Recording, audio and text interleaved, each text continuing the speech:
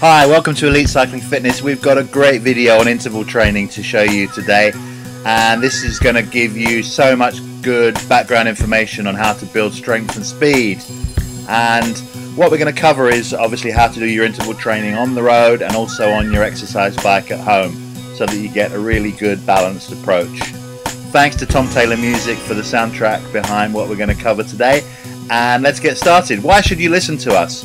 We're experienced riders, we train in all weathers, we love the sport, we've won races, we've worked with coaches all over Europe, and we enjoy following the sport now. We are absolutely passionate about watching the Tour de France and all of the top European pro races, and between us we've got several years of fighting weight and understanding nutrition. We believe in a balanced lifestyle, and we think we've got a fairly good understanding of cycling health, and there's a lot on the elitecyclingfitness.com site about this, but also keep in touch with us on Twitter with @cyclinghealth. And whether you're interested in a common cold or prostatitis or muscle cramp, there's lots to cover on the site.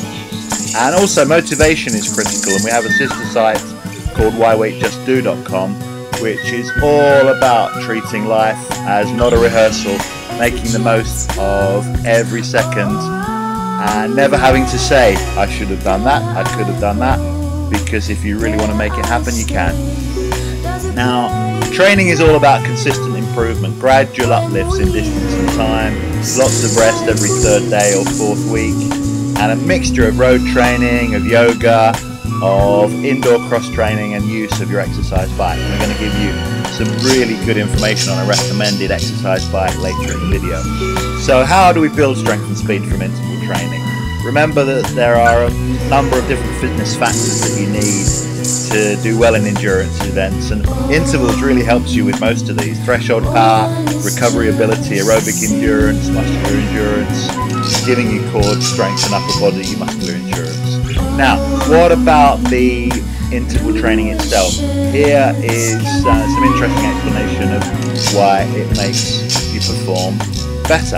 And it's all about targeting a maximum level of fat loss and giving you a level of exercise that combines the most effective fat burning methods. Because high intensity training gives you that level of maximum effort that you apply. The harder you work, the more oxygen your muscles require.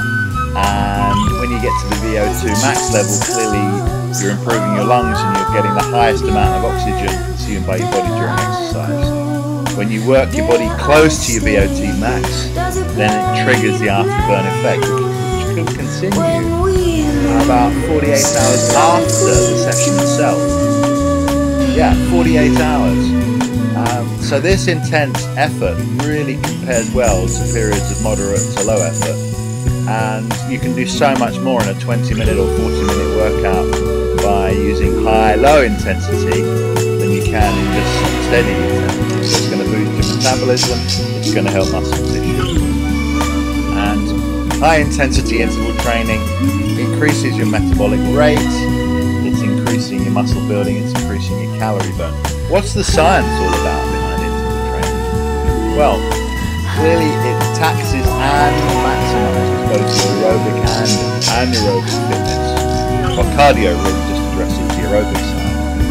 And high intensity interval training also affects your muscular tissue at a cellular level. It changes the mitochondrial activity in the muscles themselves. And studies have shown that if you do less than half an hour of high intensity interval training, say 3 times a week, that produces the same anaerobic and aerobic improvement as 60 minutes of cardio would do 5 times a week.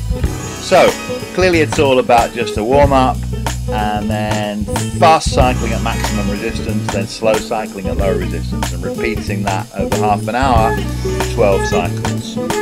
But let's just talk a little bit more about how you would do this on the road, the way that we do it. You've got to find a 40-minute circuit with minimal traffic, few junctions or entrances because you're putting in 200 meters of intense acceleration.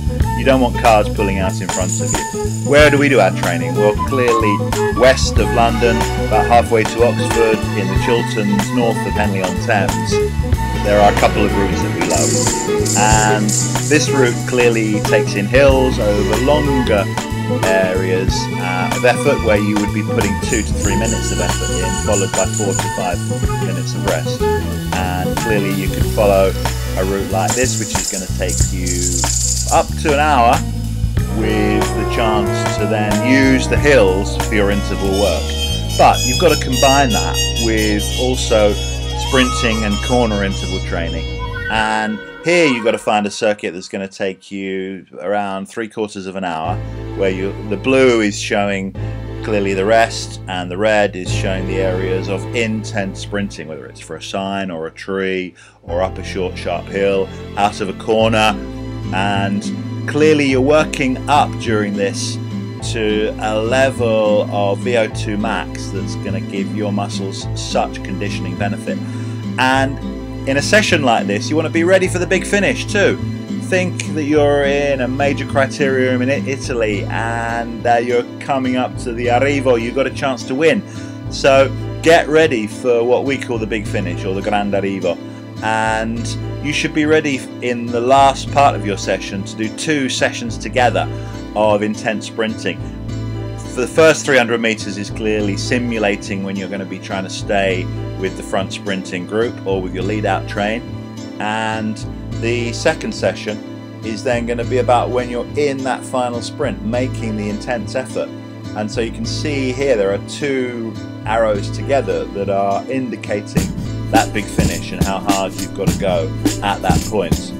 You get to that point and then your session is done, and you should be then warming down over the next kilometre and just taking it very easy. So to recap on road intervals, do a hilly 50 to 60 minutes with 2 to 4 minute efforts and 5 to 8 minutes of tempo resting. And then also on a rolling course, do 40-minute intervals where you're taking 200 to 300 meters of major effort for trees or signs. You're simulating race acceleration out of corners, really jumping as hard as you can, and then you're soft pedaling between those intense efforts. And then you're putting in a big finish at the end with at least a kilometre of warm down at the end. So that's the road. What about home training? Well, clearly with your home exercise bike, you've got the chance to do aerobic, spinning and pedal revolution intervals, and we're going to give you details of a fantastic exercise bike that we love and recommend very shortly. But what are pedal revolutions intervals all about? Well, look at this chart.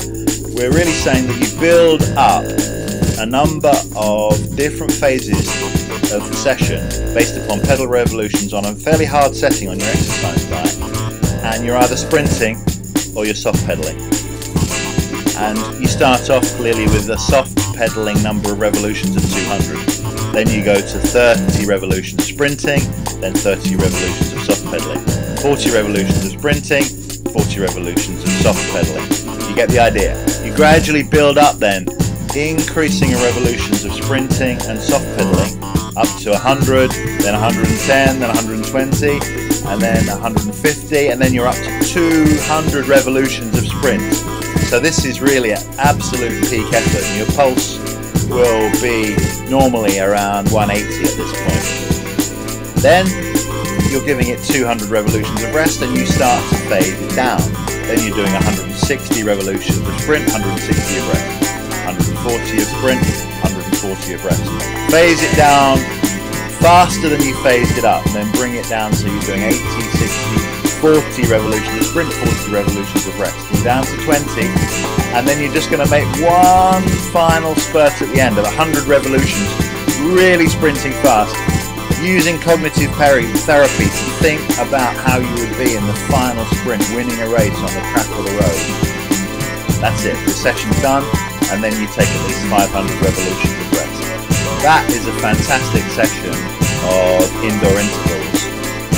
So how would all this fit together? Well, you're looking really at a 14-day period here, and we're going to cover more of this later on in this series of training videos from Elite Cycling Fitness, but you can see we would recommend within a 14-day period of different types of training, you would do intervals in 1 week on a Wednesday, in the following week on a Monday or a Friday.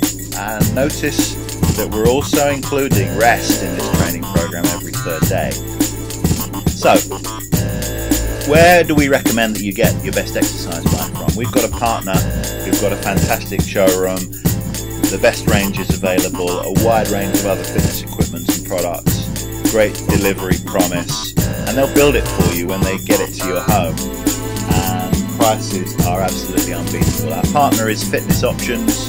We've got a wide range of home multi-gyms too, and the Mercedes of exercise bikes that we recommend is the Kepler, with an 18-kilo chrome-plated flywheel, ergonomically shaped so that you can completely replicate your riding position, and fantastic technology. So have a good look at this and the Fitness Options site on the link that you can see at the bottom, and really start to understand how the exercise bike can be used for various types of training, but also giving you this interval benefit. So let's just recap on what we've covered. Variety and balance in your training, 3 interval sessions every 14 days. In your road training, you're doing aerobic and intervals. You're stretching, you're using yoga in order to give your body the right level of suppleness. And in an indoor cross-training program, your home exercise bike is there also for interval training. And as we said, if you do 3 types of interval training over 30 to 40 minutes, that beats 5 sessions of 60-minute general tempo training. So good luck, enjoy it. Keep in touch with us on elitecyclingfitness.com and check out the Fitness Options site on the link that you can see here.